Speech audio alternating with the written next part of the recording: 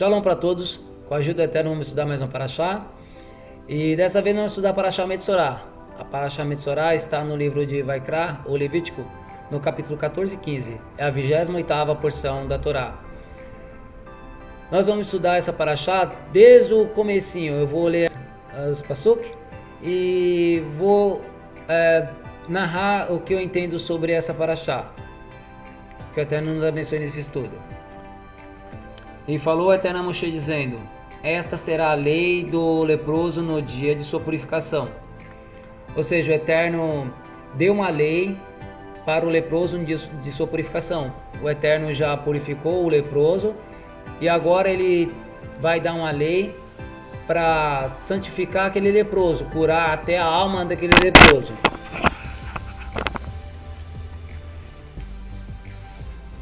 Ele deverá ser trazido ao sacerdote, e sairá o sacerdote fora do acampamento, e verá o sacerdote, e eis que foi curada a chaga da lepra do leproso, e ordenará o sacerdote, e tomará para aquele que vai ser purificado 2 pássaros vivos, puros, e o pau de cedro, carmesim e ísopo, e ordenará o sacerdote, e degolará o pássaro no utensílio de barro sobre as águas vivas, e o pássaro vivo o tomará, e o pau de cedro, e o carmesim, e o ísopo, e os molhará juntamente com o pássaro vivo, no sangue do pássaro degolado, sobre as águas vivas, e aspergirás sobre aquele que há de ser purificado da lepra, 7 vezes o purificará, e soltará o pássaro vivo sobre a face do campo. Bem, o que eu vou trazer aqui nessa Parashá? São coisas muito elevadas, mas que nós precisamos buscar no Eterno para entender cada vez melhor. Eu vou pegar só alguns itens aqui para explicar. O Eterno está mandando com que a pessoa que foi curada de sua lepra, ela mandasse chamar o sacerdote até onde ela estava, porque ela não podia entrar na cidade. Ela estava num local separado, reservado, como eu citei na Parashá passada. E ali o sacerdote aparecia ali e ia conversar com aquela pessoa para ver se realmente a sua lepra foi curada. E vendo o sacerdote que realmente aquela pessoa era uma leprosa e que já tinha sido curada a sua lepra, deveria essa pessoa fazer um rito de sacrifício para a purificação de sua alma. E ele deveria pegar 2 pássaros e fazer o sacrifício de um pássaro. Ele pegava 2 pássaros, mas fazia o sacrifício só de um pássaro, dentro de um pote de barro, cortava a cabeça de um dos pássaros e jogava o sangue dentro daquele pote, e pegava águas vivas, águas correntes, águas de riacho, águas de fonte, águas de cachoeira, pegava águas vivas e colocava junto com o sangue dentro daquele pote, e aspergia, fazia a aspersão sobre aquela pessoa que era um ex-leproso, vamos dizer assim, porque agora já não tinha mais chagas nele, já não era mais leproso. E também pegava dessa água e lavava o pássaro vivo, o que ficou vivo, e soltava ele aos ventos, e soltava ele no campo, e o pássaro ia embora. É interessante porque o pássaro, ele é um animal que todos os dias canta ao Eterno. Todos os dias ele canta ao Eterno. Pela manhã, pela tarde, o pássaro vive cantando. Para lá e para cá, o pássaro vive cantando. Mas quem mora no interior, mora em fazendas, em chácaras, pode ver que os pássaros pela manhã fazem maior bagunça, maior barulho, cantando. É muito bonito, é um barulho bonito de se ouvir. E os pássaros, eles cantam ao Eterno. O pássaro, ele não imita o outro. Nunca um pássaro imita o outro. Cada um canta o que o Eterno deu para ele. Ele canta ao Eterno. Ele é alegre, ele é festivo ao Eterno. Isso é o pássaro, aos olhos do ser humano e aos olhos do Eterno. É um animal que agradece ao Eterno. Pode estar de chuva, pode estar de sol, pode estar nublado. O pássaro está lá sempre cantando ao Eterno. Pode estar ventando forte, o pássaro está lá sempre cantando ao Eterno. Sempre grato ao Eterno. O pássaro está sempre feliz diante do Eterno. E o que essa mensagem está nos trazendo? Que aquela pessoa que foi curada da lepra, ela estava com uma lepra que era uma doença espiritual. A lepra, na verdade, não é essa lepra que nós conhecemos nos dias de hoje. A lepra que a Bíblia cita aqui é tsarat, que é uma doença espiritual. Ela aparecia no corpo com várias chagas, hematomas na pessoa, e caía o cabelo, deixava o cabelo branco ali naquela parte, ficava mais fundo, e tudo aquilo ali era causado pela Lashon Hara, pela língua perversa, pela língua que fala mal. Então o que nós entendemos? Que em vez de a pessoa usar a boca para falar mal, que ela seja que nem esse pássaro que ela soltou, que ela vá aos fins do mundo, aos ventos, e cante ao Eterno. Use a sua boca para louvar o Eterno, para agradecer o Eterno, para viver diante do Eterno. Isso é que o Eterno está trazendo para essa pessoa. Então aquele pássaro que foi morto, ele foi morto para encobrir o pecado de Lashon Hara, daquela pessoa que cometia aquele pecado tão grave. É um pecado muito grave a Lashon Hara. Mas que ela se tornasse como um pássaro, fosse nítido os seus louvores e fosse contínuos diante do Eterno, fosse espontâneo diante do Eterno esses louvores, e que a sua boca fosse usada para o bem e não para o mal, não para trazer prejuízo à sua alma, ao seu corpo, mas que viesse trazer benefício à sua carne e ao seu espírito. E nós vamos pegar dentro desse texto, na quarta aliar dessa paraxá. Eu vou ler aqui rapidinho para entender melhor. E falou o Eterno a Moshe e a Aharon, dizendo: quando vierdes à terra de Quenã, que eu vos dou por possessão, porei chaga de lepra nas casas da terra de vossa possessão, e virá aquele de quem for a casa e denunciará ao sacerdote, dizendo: parece-me que há como chaga na minha casa. Eu vou me deter por aqui, mas eu vou explicar essa paraxá, essa porção aqui. O Eterno está falando que as casas das pessoas, elas poderiam pegar essas lepras, pegar essas chagas, e ali nessas casas apareceriam lóbulos vermelhos ou verdes nas paredes, e esses lóbulos iam infectar ali o reboco da casa, e a pintura da casa ia ficar mais fundo. Quem olhava via que estava mais fundo, parecia que tinha raspado ali, tinha desenhado uma bola ali vermelha ou verde. Então o que deveria fazer? Deveria raspar essas paredes, pegar essas cinzas das paredes que caíam, essas terras, e levasse para um lugar bem longe, em local impuro, e jogasse lá. O Eterno está usando a casa como a própria pessoa. A casa está representando as pessoas.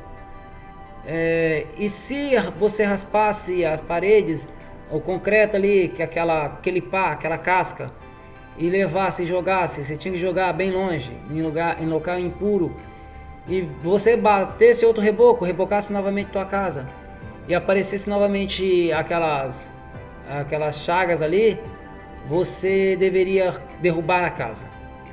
Derrubava a casa. Mas é interessante, por que o Eterno manda derrubar a casa? E por que o Eterno manda jogar bem longe essas cinzas, esses entulhos dessa casa na primeira versão, na primeira explicação?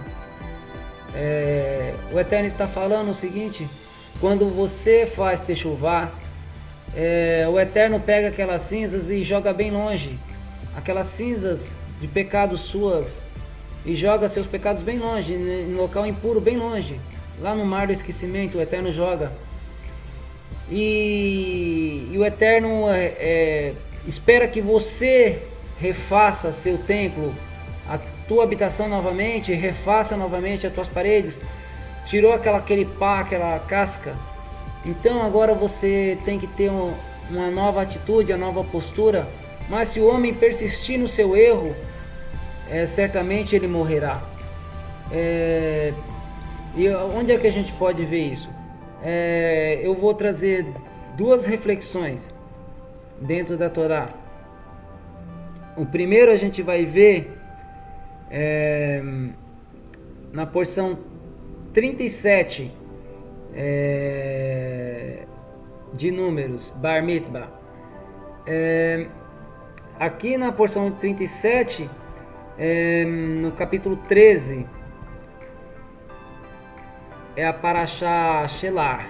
A Parashá Shelar, ela vem falar dos 12 espias que Moisés deixou que fossem ir lá ver as terras de Canaã.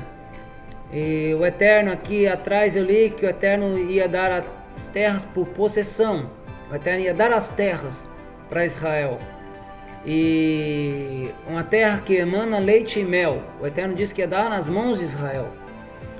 Mas o povo teve dúvida e mandou 12 espias, cada um representando a sua tribo, que era 12 tribos, 12 espias. E voltou 10 espias de lá, fazendo a churrarada das terras. Que as terras tinham gigantes, que os gigantes eram muito fortes, e reclamando um monte. E falando que era impossível eles conseguirem aquelas terras. E falaram bem da terra também, mas falaram que aquelas terras tinham cachos de uvas gigantes, muito bonitos, e tinham prosperidade, mas era impossível eles conseguirem vencer aqueles gigantes. E que eles deveriam ficar por ali mesmo onde eles estavam. E o Eterno mata aqueles 10 espias. Os únicos que elogiaram as terras foram Yehoshua e Caleb, Josué e Caleb. E foram os únicos que herdaram a terra. Que o Eterno falou para eles que eles iam herdar a terra. E eles herdaram a terra de Canaã. Eles entraram a terra de Canaã. Eles habitaram na terra de Canaã. Então, ou seja, a palavra da nossa boca, ela tem muito poder. Se nós sempre ficarmos reclamando das coisas que o Eterno nos dá, pode ser essa coisa boa aos nossos olhos, ou podem ser coisas ruins aos nossos olhos. Nunca devemos reclamar, sempre ser gratos ao Eterno. Todas as coisas vêm do Eterno. Não existe coisa ruim que venha de outro lado. Não tem coisas nenhuma que venha de outro lado. Se o Eterno permitiu a nossa vida coisas ruins, foi por permissão dele e nós devemos ser gratos. Nós vamos lembrar de Jó, que ele recebeu do Eterno castigos que ele não merecia, mas Jó ele persistiu e sempre foi grato ao Eterno por tudo. E ele ainda fala: o Eterno me deu, o Eterno tirou. Matou 10 filhos dele de uma vez só, o Eterno, e o Eterno que tinha dado os filhos. Então, Baruch Hashem, o Eterno deu, o Eterno tirou. É do Eterno, não é nosso. O Eterno nos emprestou para que tomássemos conta. Essa é a verdade. Então, quando nós vemos também coisas boas, devemos ser gratos. Não ficar, não, isso não é para mim, isso não é... Não, devemos sempre ser gratos. Tem uma história de um rabino, um grande rabino, que ele fez lá a Sonhará dele mesmo.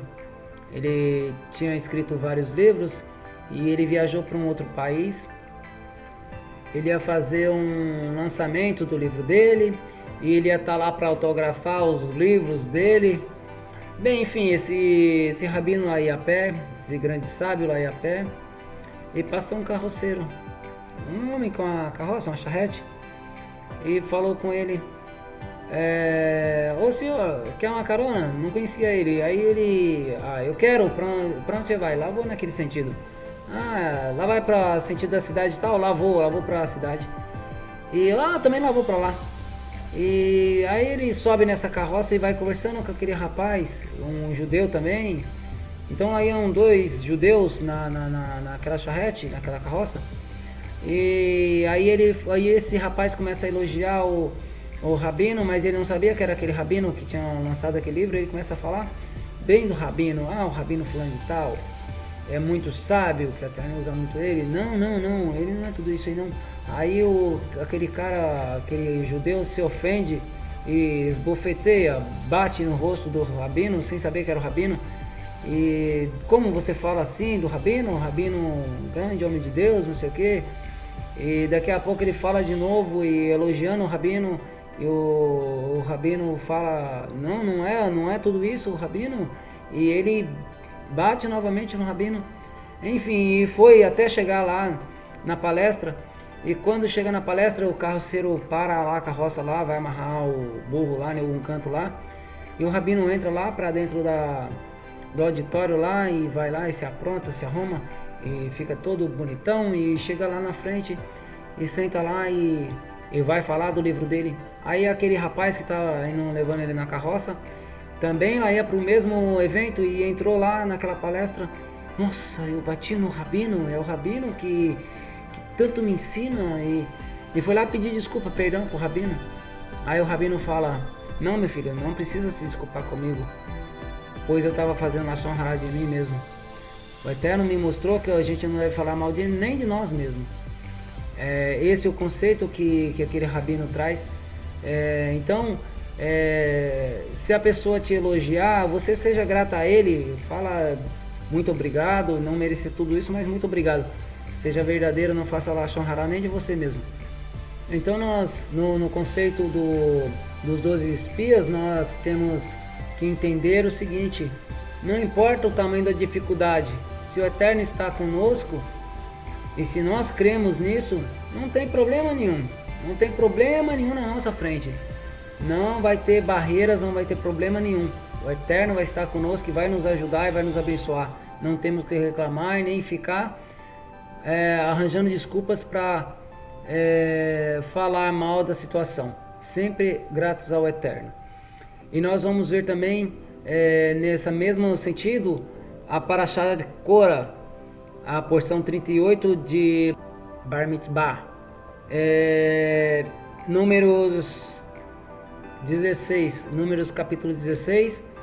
Assim também nós vamos ver a narrativa que Korah, ele fez rebelião contra Moisés, contra Moshe, e ele quis tomar frente do acampamento de Israel, do povo de Israel. Ele quis conduzir aquele povo como se ele tivesse no comando.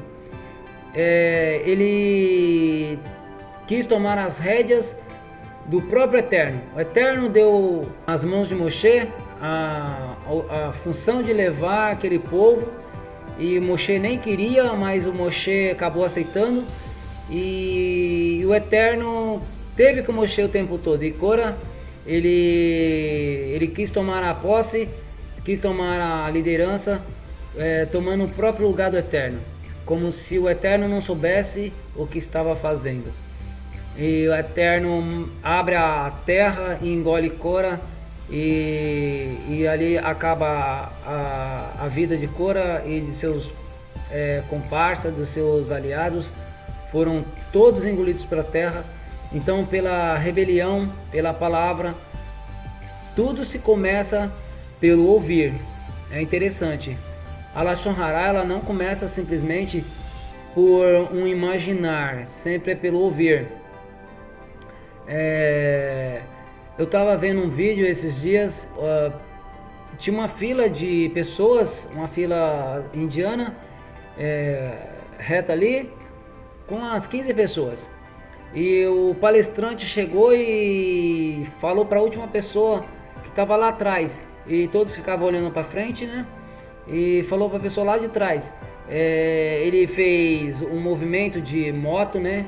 Assim, e fez um movimento de ligando a moto com o pé, batendo no pedal, e fez assim, né?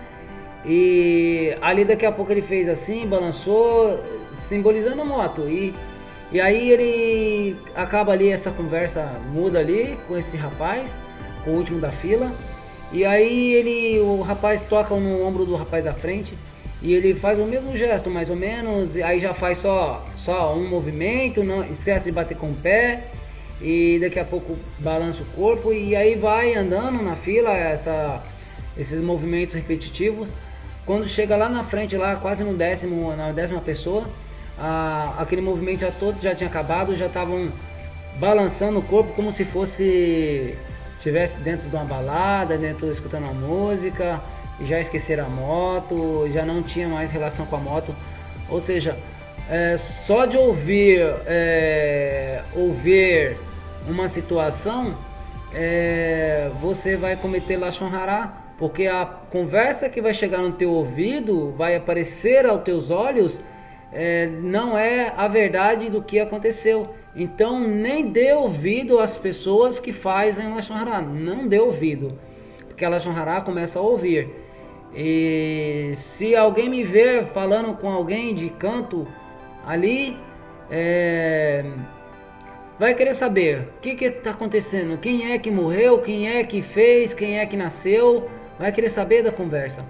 Então, e se eu for não vigilante, eu vou comentar e vai acontecer de uma Lashon Hará.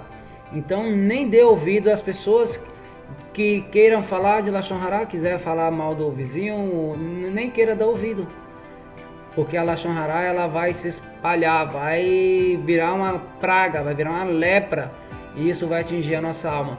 Parece que isso acontecia só no Antigo Testamento, como dizem, mas não existe Antigo Testamento, é Torá e Taná, e é o testamento que o Eterno nos deu. E é interessante entrar nesse assunto, porque o homem ele é o manual de instrução. O homem é o manual de instrução. É interessante esse conceito que eu vou entrar agora, porque a Torá é o nosso manual de instrução. O Eterno, quando fez o homem, o Eterno falou: o homem precisa de um manual de instrução. O nosso manual de instrução é esse aqui. O Eterno nos deu esse manual de instrução. E está escrito em Devarim: e por eles vocês verão, por eles, por essas palavras, por essas leis, nós viveremos de espiritual. E é interessante porque quem nos fez foi o Eterno. Então só o Eterno tem a capacidade de dar o nosso manual de instrução, ou de não dar, mas Ele nos deu.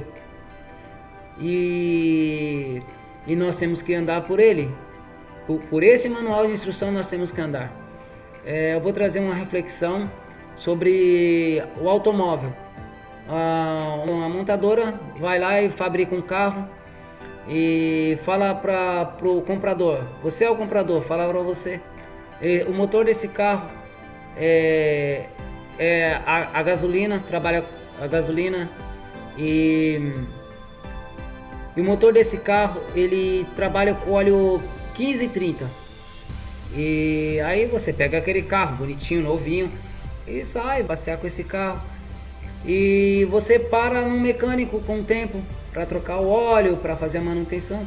Aí o mecânico vem e fala para você: ah não, mas esse óleo aqui nós não temos, ou esse óleo aqui é muito caro. Aí você fala: não quero saber do preço, eu quero o óleo para pôr nesse carro. Não, mas vou falar para você, esse óleo aqui, cara, não é o ideal para esse carro. Eu falo porque eu já ouvi isso muito, viu? O ideal para esse carro é o 2050. E aí você fala: nossa, cara, esse carro gasta muito, por que você não coloca um flex nesse carro? Coloca um álcool nesse carro? Coloca um gás nesse carro? Vai ser bem mais econômico para você. E há uns anos atrás virou febre no Brasil colocar o motor a álcool, o motor a gás, e 90% das pessoas que colocaram ou mais o motor a álcool, a gás, sendo que o carro era gasolina, tiveram problemas, perderam o carro, perderam o automóvel, porque não seguiram as instruções do fabricante.